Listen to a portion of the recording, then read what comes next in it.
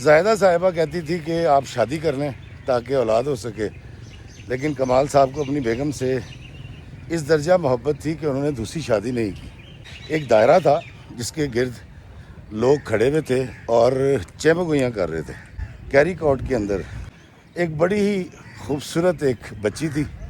کمال صاحب نے کیا یہ کہ 80% اپنی جائیداد، اپنا کاروبار اور اپنی سارے معاملات جو ہیں وہ گفٹ کر دیے، ہبہ کر دیے، اور 20% اپنی اکلوتی بہن آمنہ، پھپھو اور ان کے بچوں کے نام کر دیا۔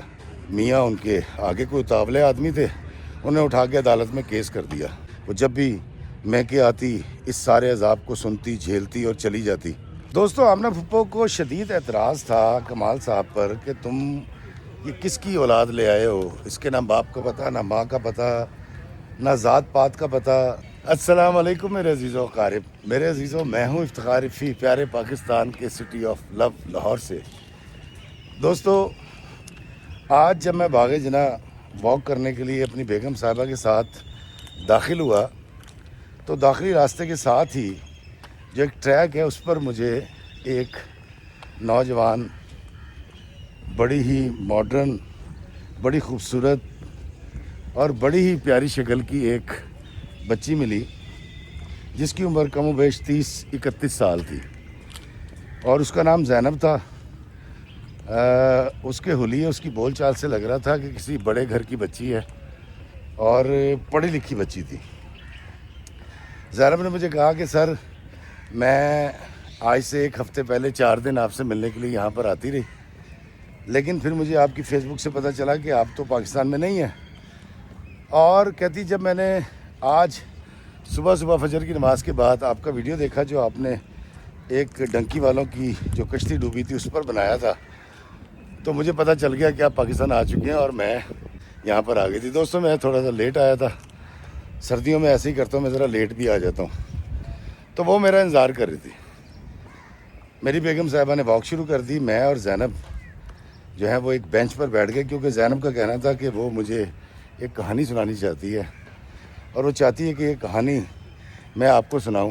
اس نے مجھے جو کہانی سنائی وہ بڑی عجیب کہانی ہے۔ وہ کہتی ہے کہ آج سے 30-32 سال پہلے لاہور میں گلبرگ کے علاقے میں ایک پارک میں کمال احمد اور ان کی بیگم صاحبہ زاہدہ مارننگ واک کے لیے جایا کرتے تھے۔ کمال صاحب جو ہیں وہ بڑے امیر آدمی تھے، ان کا بزنس تھا، اور یہ جو مین بلوارڈ روڈ ہے نا جہاں آج آپ دیکھتے ہیں بڑی بڑی بلڈنگز اور پلازے ہیں، کمرشل بلڈنگز ہیں، اس دور میں یہاں کوٹھیاں ہوا کرتی تھی جن کی زیادہ تر یلو یا وائٹ دیواریں ہوتی تھیں۔ میں نے اپنے بچپن میں وہ ساری کوٹھیاں دیکھی ہوئی ہیں۔ تو انہی کوٹھیوں کے بیچ میں جو کمال صاحب ہیں ان کا بھی گھر تھا، ان کا بہت اچھا بزنس تھا، اور اتفاق سے ان کی شادی کو اس وقت 8 برس ہو چکے تھے، لیکن یہ صاحب اولاد نہیں تھے، اور کمال صاحب نے اپنی بیگم صاحبہ کو کبھی اولاد نہ ہونے کا طعنہ بھی نہیں دیا تھا۔ زاہدہ صاحبہ کہتی تھی کہ آپ شادی کر لیں تاکہ اولاد ہو سکے، لیکن کمال صاحب کو اپنی بیگم سے اس درجہ محبت تھی کہ انہوں نے دوسری شادی نہیں کی۔ بڑا خوش و خرم پڑھا لکھا جوڑا تھا، کمال صاحب کا بہترین کام تھا، گھر میں گاڑی تھی، کوٹھی تھی، نوکر چاکر تھے، کمی تھی تو صرف اولاد کی۔ ایک روز یہ مارننگ واک کے لیے کمال صاحب اور ان کی بیگم صاحبہ جب ایک لاہور کے باغ میں پہنچے تو وہاں پر ایک جگہ پر انہیں رش لگا دیکھا۔ ایک دائرہ تھا جس کے گرد لوگ کھڑے ہوئے تھے اور چیمگوئیاں کر رہے تھے۔ جب یہ اور ان کی بیگم صاحبہ قریب پہنچی اور دائرے میں جھانکا تو وہاں پر کیری کوٹ کے اندر، کیری کوٹ ہی کہتے ہیں شاید اس کو، ایک بڑی ہی خوبصورت ایک بچی تھی جس کی عمر چند دن تھی، شاید 15 یا 20 دن اس کی عمر تھی، اور جو کپڑوں کی سکیم تھی ساری وہ پنک کلر کی تھی، اس کی کلائی کے اندر کالے رنگ کی موتیوں کی ایک مالا تھی، شاید ماں نے اس لیے ڈالی ہوگی کہ اس کو نظر نہ لگے، اور نظر نہ لگنے کے لیے ہی اس کے دائیں گال کے اوپر ایک کاجل کا نشان بھی تھا۔ ایک باکس تھا کپڑوں کا، اور ایک صاحب نے خط اٹھا رکھا تھا، اس خط پہ کچھ اس طرح کی بات لکھی ہوئی تھی کہ یہ بچی میری محبت کی نشانی ہے. میں پڑھائی کی غرض سے لاہور میں رہتی ہوں اور میرے پارٹنر نے مجھ سے شادی کرنے کے بجائے مجھے دھوکہ دیا. میں اس بچی کو کیری نہیں کر سکتی. تو آپ میں سے کوئی بھی جس کو یہ بچی ملے جو اللہ کا بندہ رحم دل ہو اور مہربانی کر سکے اس بچی کو پال لے اور اللہ تعالیٰ اس کو روز محشر اجر عظیم عطا کرے گا. اور کچھ اس قسم کی جذباتی باتیں لکھی ہوئی تھیں. دوستو کمال صاحب اور ان کی بیگم نے فیصلہ کیا کہ اس بچی کو ہم پالیں گے. ابھی یہ سب کچھ ہو رہا تھا، اتنی دیر میں کسی نے پولیس کال کر دی تھی. پولیس آ گئی، تھانے چلے گئے اور کمال صاحب نے وہ بچی قانونی طور پہ اڈاپٹ کر لی. اب اس بچی کی ولدیت میں کمال احمد صاحب کا نام لکھ دیا گیا. کمال صاحب کے گھر میں خوشیاں آ گئیں اور انہوں نے بڑے ذوق اور شوق کے ساتھ دونوں میاں بیوی نے اس بچی کی خدمت کرنی شروع کر دی. ان کی اولاد نہیں تھی، اللہ تعالیٰ نے ان کو اس طرح سے اولاد دے دی اور یہ بڑے خوش و خرم تھے. اس کو پڑھانا شروع کر دیا، لکھانا شروع کر دیا. کمال صاحب جو ہیں وہ اب کاروبار پر کم اور بیٹی پر زیادہ توجہ دینے لگے تھے. کاروبار ان کا چل رہا تھا، مینیجرز دیکھ رہے تھے. اللہ تعالیٰ نے روپے پیسے کی ریل پیل کر رکھی تھی، کسی چیز کی کمی نہیں تھی. ایک کمی اولاد کی تھی جو اتفاق سے اللہ تعالیٰ نے پوری کر دی. وہ بچی زینب مجھے کہتی ہے کہ کمال صاحب نے اس بچی کی بڑی اعلیٰ درجے کی تعلیم و تربیت کی. اس کو پڑھایا لکھایا، انگریزی اسکولوں میں پڑھی. وہ بچی فرفر انگریزی بولنا شروع ہو گئی اور اس بچی نے MBBS کر لیا. وقت بڑی تیزی سے گزر گیا. کمال صاحب جو ہیں وہ بوڑھے ہو چکے تھے، ان کی بیگم صاحبہ بوڑھی ہو چکی تھی. لیکن کمال صاحب کی ایک بہن تھی آمنہ پھپھو. آمنہ پھپھو کو پہلے دن سے اعتراض تھا. وہ کہتی تھی کہ تم پتنی کس کا خون اٹھا کر لے آئے ہو، کون ہے یہ بچی. اور وہ جو لفظ استعمال کرتی تھیں وہ میں یہاں ویڈیو میں بول نہیں سکتا، جو مجھے زینب نے بتائے تھے. آمنہ پھپھو نے جب یہ دیکھا کہ وہ بچی ڈاکٹر بن چکی ہے تو وہ اس کی بلائیں لیتی تھی، محبت کا اظہار کرتی تھی، اس کے لیے تحفے لے کر آتی تھیں اور بڑی خصوصی محبت شروع کر دی اس بچی کے ساتھ. اور جب کمال صاحب اور ان کی بیگم صاحبہ نے ڈاکٹر بچی کے رشتے کی بات شروع کی تو سب سے پہلے آمنہ پھپھو اپنے بیٹے کا رشتہ لے آئی. ان کا بیٹا ہمارا گھر سا تھا، کئی بار اندر ہو چکا تھا، نشے کرتا تھا اور باپ کے پیسے پہ عیاشی کرتا تھا. کیونکہ آمنہ کا خامد بھی ایک بزنس مین تھا. یہ ساری کمیونٹی جو تھی یہ کاروباری لوگوں کی تھی، تو ان کے یہاں پیسے کی کوئی کمی ہوتی نہیں ہے. تو چونکہ بچے اپنے پیسے خود نہیں کماتے، باپ کا پیسہ ہوتا ہے، باپ کے کاروبار پہ آگے بیٹھتے، تو ان کے نزدیک جو ہے پیسے کی وہ والی ویلیو بھی نہیں ہوتی جو ایک اس شخص کے نزدیک ہوتی ہے جس نے خود محنت کر کے پیسہ کمایا ہوتا ہے. خیر آمنہ پھپھو کو رشتے سے انکار کر دیا گیا. انہوں نے کسی تکلیف کا اظہار تو نہیں کیا، لیکن شاید انہوں نے بات اپنے دل میں رکھ لی تھی. دوستو تھوڑا وقت گزرا تو اس بچی کے لیے ایک رشتہ آیا. وہ بھی کاروباری گھرانہ تھا، لاہور کے بڑے مانے تانے بزنس مین تھے. ان کا بیٹا تھا یاسر جو کہ انجینئر تھا اور بہت اچھا خاندان تھا، پڑھے لکھے لوگ تھے. اور ڈاکٹر کی شادی یاسر کے ساتھ کر دی گئی. بڑی دھوم دھام سے شادی ہوئی. اور زینب کا کہنا تھا کہ اس وقت لاہور میں جو بہت مشہور شادیاں ہوئی تھیں اس ایرا میں، ان میں سے وہ ایک شادی تھی جس میں گاڑی بھی دی گئی تھی، بنگلہ بھی دیا گیا تھا لڑکے کو اور بہت کچھ جو ہے وہ تحفے میں دیا گیا تھا. کمال صاحب خوش تھے، ان کی بیگم صاحبہ خوش تھیں. جب بیٹی کی شادی ہوئی تو بیٹی کو بھی ایک اتنا اچھا سسرال ملا. اس کی نندیں، دیورانیاں، جھٹانیاں، ساس، سسر سب بہت اچھے تھے. یاسر خود بہت اچھا تھا. اس ڈاکٹر بچی کو لگا کہ میری زندگی تو دنیا میں ہی جنت نظیر ہو گئی ہے. کمال صاحب بھی نہال تھے، ان کی بیگم صاحبہ بھی خوش تھیں. ہر طرف خوشیاں خوشیاں تھیں اور ایک بہترین زندگی گزرنے لگی. ابھی یہ سارے معاملات چل رہے تھے کہ زاہدہ بیگم کو ہارٹ اٹیک ہوا اور وہ کچھ لاغر سی ہو گئی. اس دور میں نیا نیا یہ آیا تھا بائی پاس، تو ان کا بائی پاس آپریشن بھی ہوا. تو زائدہ نے کمال سے کہا کہ ہم اب بیماری کی طرف جا رہے ہیں، بوڑھے ہو چکے ہیں، تو کیوں نہ ہم اپنے کاروبار اور جائیداد کو بانٹ دیں. کمال صاحب نے کہا جی بہت اچھا مشورہ دیا آپ نے. کمال صاحب نے کیا یہ کہ 80% اپنی جائیداد، اپنا کاروبار اور اپنی سارے معاملات جو ہیں وہ گفٹ کر دیے، ہبہ کر دیے اپنی لے پالک بیٹی کو، اور 20% اپنی اکلوتی بہن آمنہ پھپھو اور ان کے بچوں کے نام کر دیا. زینب کہتی ہے کہ وہ 20% بھی جو تھا وہ اس وقت بھی کروڑوں روپے تھے. آمنہ پھپھو کو اس بات پہ بڑا اعتراض ہوا. وہ اپنے بھائی کے پاس آئیں، انہوں نے کہا کمال احمد تمہاری بچی اپنی تو ہے نہیں، یہ تو تم نے لے کر پال رکھی ہے، بلکہ کہیں ملی تھی تمہیں، تو تم اس کے نام اتنا کچھ کیوں کر رہے ہو؟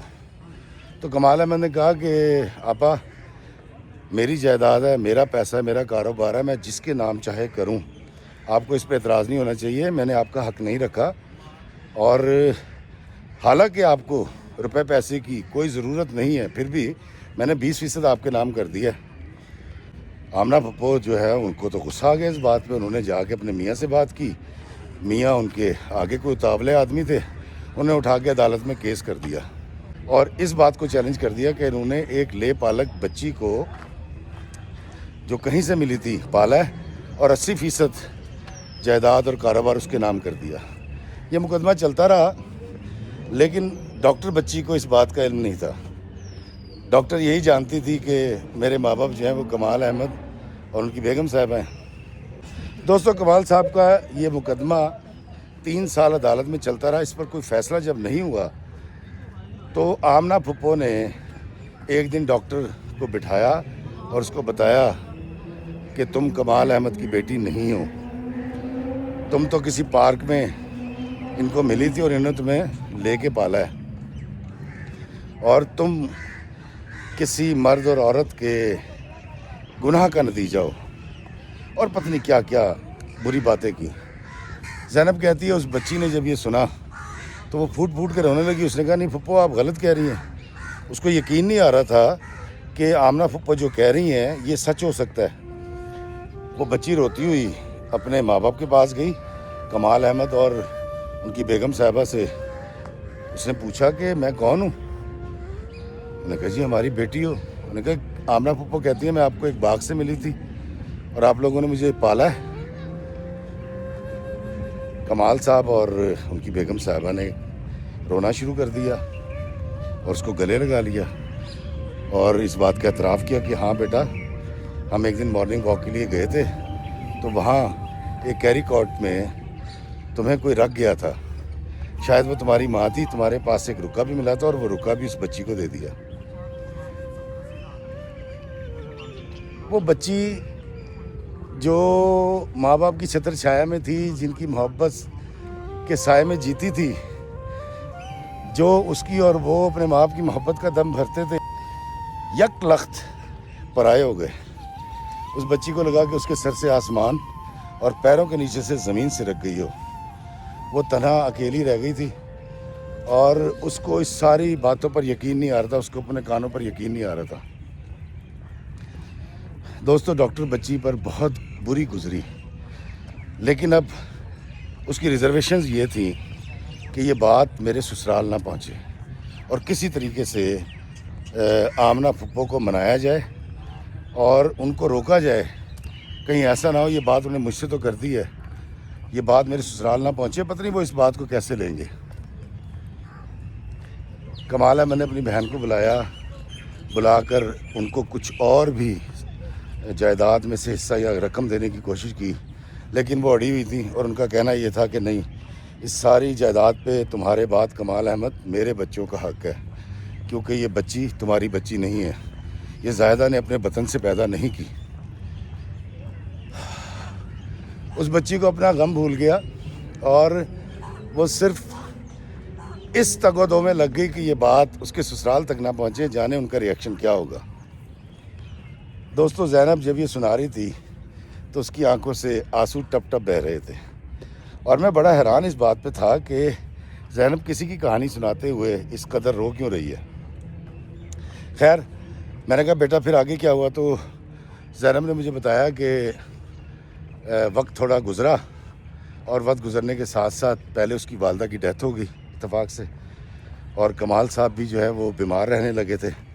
کیس عدالت میں چل رہا تھا، آمنہ پھپھو کی بحث کمال صاحب سے جاری تھی۔ وہ جب بھی میکے آتی اس سارے عذاب کو سنتی، جھیلتی اور چلی جاتی۔ ایک دن وہ کہتی ہے میں سو رہی تھی اپنے کمرے میں، تقریباً صبح 9 بجے کا وقت تھا، تو اس کا شوہر یاسر آیا، چھٹی کا دن تھا۔ اس نے کہا جی آپ نیچے آؤ ڈرائنگ روم میں، اور وہ ڈاکٹر بچی جو ہے وہ جب ڈرائنگ روم میں پہنچی تو وہاں پورا خاندان تھا، اس کی نندیں تھیں، دیورانیاں تھیں، جٹھانیاں تھیں، اور ساس سسر بیٹھے ہوئے تھے، اور آمنہ پھپھو بھی بیٹھی ہوئی تھی۔ اس ڈاکٹر بچی کو سمجھ آ گئی کہ آمنہ پھپھو نے سارا پول کھول دیا، تو یاسر کے باپ نے یعنی ڈاکٹر بچی کے سسر نے کہا کہ بیٹا یہ تمہاری پھپھو جو بتا رہی ہیں کیا یہ سچ ہے؟ تو اس ڈاکٹر بچی نے کہا کہ ہاں مجھے بھی اب پتہ لگا ہے، اور میرے لیے سب بڑا ناقابل یقین ہے، اور میں تو کسی کو نہیں جانتی، میں نے اسی گھر میں ہوش سنبھالا، آنکھیں کھولیں، میرے لیے اب میرے یہی ماں باپ ہیں، مجھے کوئی غرض نہیں ہے کہ میں کس کی بیٹی ہوں، میرا باپ کون ہے اور میری ماں کون ہے، میرا سب کچھ یہی ہے۔ تو اس کی ساس نے کہا کہ نہیں دیکھو بیٹا، بات دراصل یہ ہے، تو ہم نے تو تعلق جوڑا تھا کمال احمد کے خاندان سے، اور یہ بڑے خاندانی لوگ ہیں، اور تم جو ہو پتہ نہیں کس کی اولاد ہو، کس کا خون ہو، کیسے لوگ ہیں، تمہاری پیدا کرنے والوں کی ذات پات کیا تھی، اور جس طرح سے تمہیں پیدا کر کے چھوڑ کے گئے ہیں، اس طرح کے بچوں کو سوسائٹی میں جو کہا جاتا ہے، اور اس طرح کی بہت ساری باتیں۔ اب وہ بچی بالکل سن ہو چکی تھی، وہ پتہ نہیں کیا کیا کہہ رہے تھے، کوئی ادھر سے بول رہا تھا، کوئی ادھر سے بول رہا تھا، سب اس پہ انگلیاں اٹھا رہے تھے، اور وہ ڈاکٹر بچی سر جھکا کے سب کی باتیں سن رہی تھی اور صرف رو رہی تھی۔ یہ ساری باتیں سننے کے بعد جب اس سے برداشت نہیں ہوا تو ڈاکٹر اپنے کمرے میں چلی گئی، اور بڑی دیر تک روتی رہی۔ نیچے ڈرائنگ روم میں کیا ہوا، کیا باتیں ہوئی، اس کو کچھ علم نہیں تھا۔ رات کو تقریباً 10 بجے کے قریب یاسر کمرے میں آیا اور خاموش بیٹھ گیا۔ ڈاکٹر نے اپنے شوہر سے کہا کہ یاسر، میں خدا کو حاضر ناظر جان کر کہتی ہوں مجھے نہیں پتا تھا کہ میں لے پالک ہوں۔ تو یاسر نے کہا کہ نہیں، میرے گھر والوں کا اور میرا یہ ماننا ہے اور یقین ہے کہ تمہیں سب کچھ پتا تھا، اور تم نے بھی نہیں بتایا، اور کمال انکل کو بھی چاہیے تھا کہ وہ یہ ساری بات ہمیں پہلے بتاتے رشتے سے، انہوں نے بھی اس کا ذکر نہیں کیا، تم نے بہت زیادتی کی ہے میرے ساتھ۔ ڈاکٹر کا کہنا تھا کہ میں کسی بھی طرح کی قسم دے سکتی ہوں، میں نہیں جانتی تھی اس راز کے بارے میں، لیکن اگر ایسا ہے بھی تو اس سے فرق کیا پڑتا ہے؟ میرے جو اعمال ہیں، میرا جو کردار ہے، میری جو خدمت ہے، میری جو شکل ہے، میری جو ڈگری ہے، اس بات کے پتہ چل جانے کے بعد کچھ بھی نہیں بدلتا، کیونکہ اس بات کے پتہ چلنے سے پہلے میں ایک اچھی بہو ہوں، تمہارے مطابق میں ایک اچھی بیوی ہوں، اور ایک اچھی بھاوج ہوں، ایک اچھی دیورانی ہوں۔ اس سے کیا فرق پڑتا ہے کہ میرے ماں باپ کون ہیں؟ انہوں نے کہا نہیں جی اس سے تو بڑا فرق پڑتا ہے، خاندانی سب کچھ ہوتا ہے، حسب نسب کی تو بات ہے۔ اس رات یاسر سو گیا، اور اگلے دن کچھ کمال صاحب کی طبیعت خراب ہوئی، انہوں نے کال کی، ڈاکٹر اپنے باپ سے ملنے کے لیے ان کے گھر چلی گئی، اور 3 دن وہ اپنے باپ کے ساتھ رہی، اور 3 دن میں باپ بیٹی نے کوئی بات نہیں کی، ماسوائے اس کے کہ کمال صاحب ایک ہی جملہ بول رہے تھے کہ بیٹا مجھے معاف کر دو، اور مجھے تمہیں بھی اور یاسر کے گھر والوں کو بھی پہلے بتا دینا چاہیے تھا کہ تم ہماری اولاد نہیں ہو۔ بیٹی اپنے باپ کے آنسو پہنچ رہی تھی، بے تحاشا محبت کرتی تھی، رو رہی تھی، اور کہہ رہی تھی کہ اس سے کیا فرق پڑتا ہے کہ میرے ماں باپ کون ہیں، میرا کس خاندان سے تعلق ہے، میری جو موجودہ صورتحال ہے اس سے تو یہ میرے سسرال والے بھی خوش ہیں، اور ڈیڈی آپ بھی خوش ہیں، بس اتنا کافی ہے۔ چوتھے دن یاسر صاحب آئے ہیں، ان کے والد صاحب اور والدہ ساتھ تھی، انہیں کمال صاحب کے آگے ایک لفافہ رکھا اور انہوں نے کہا جی کہ ہم آپ کی بیٹی کو طلاق دے رہے ہیں اور آپ نے ہمیں اندھیرے میں رکھا اور بہت بڑا دھوکہ دیا ہے، اور اللہ تعالیٰ اس بارے میں آپ سے باز پرس کرے گا، اور وہ اس کو طلاق دے کر چلے گئے۔ بیٹی کی طلاق کے تقریباً 2 مہینے کے بعد کمال صاحب کی بھی ڈیتھ ہو گئی۔ آمنہ پھپھو نے جو آگ لگائی تھی، اس نے اس بچی کی زندگی کے آشیانے کو جلا کے راکھ کر دیا۔ میں نے جب دیکھا کہ زینب کے آنسو نہیں رک رہے تو میں نے پوچھا، زینب اس لڑکی سے تمہارا کیا تعلق تھا جس کی کہانی سناتے ہوئے تم اس قدر غمزدہ ہو گئی ہو؟ تو زینب نے کہا کہ میں ہی وہ لڑکی ہوں، ڈاکٹر زینب، کمال صاحب کی بیٹی۔ دوستوں میں بڑا حیران ہوا کہ میرے سامنے وہی بچی بیٹھی ہوئی تھی جس کی یہ داستان میں نے آپ کو سنائی ہے، اور وہ اپنی ہی کہانی مجھے سنا رہی تھی۔ میں نے پوچھا پھر کیس کا کیا بنا؟ تو اس نے کہا جی مجھے وکلا نے کہا تھا کہ تم یہ ساری جائیداد اور گاڑیاں سب کچھ بیچ کے پیسے اپنے اکاؤنٹ میں شفٹ کر لو، ہم اس مقدمے کو دیکھ لیں گے اور لڑ لیں گے۔ لیکن کہتی میں نے عدالت میں جا کے سب کچھ سرنڈر کر دیا۔ میں نے کہا تم نے ایسا کیوں کیا؟ تم نے سب کچھ آمنہ پھپھو کو کیوں دیا؟ تو اس نے کہا کہ میرے پاس جو کچھ تھا وہ تھے میرے والدین جو اب اس دنیا میں نہیں رہے، اور وہ تو جب دنیا میں تھے تب بھی میرے نہیں رہے تھے، کیونکہ میں ان کی اولاد تھی ہی نہیں، مجھے پیسے نہیں چاہیے تھے، میرے پاس جو ان کی محبت ہے وہ کافی ہے، انہوں نے جو میری تعلیم کی وہ کافی ہے، اور وہ پیار، وہ خلوص میرے لیے، وہ افکار کافی ہیں جو میرے والدین مجھے دے کر گئے ہیں۔